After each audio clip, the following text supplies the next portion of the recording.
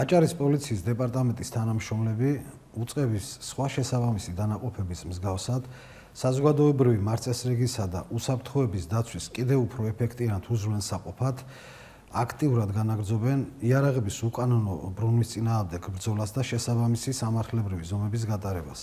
აჭარის პოლიციის დეპარტამენტის ბათუმის საქალაქო სამმართველოს თანამშრომლებმა პროკურატურის თანამშრომლებთან ერთად განხორციელებული კომპლექსური მოქმედებების შედეგად თურქეთის რესპუბლიკის 2 მოქალაქე დააკავეს. გამოძიებით მათ შორის ჩატარებული ფარული საგამოძიებო მოქმედებები დადასტურდა, რომ ბრალდებულებმა ერთ-ერთ პირზე გარკვეული ფულადი თანხის სანაცვლოდ უკანონოდ ჯგუფურად გაასხვისეს ცეცხლსასროლი იარაღი და საბრძოლო მასალა, რომელიც სამართალდამცველების მიერ იქნა ამოღებული. აჭარის პოლიციის დეპარტამენტის თანამშრომლები რეგიონში უსაფრთხო გარემოს მაქსიმალური უზრუნველყოფის მიზნით აქტიურ რეჟიმში განაგრძობენ პრევენციული ღონისძიებების ჩატარებას.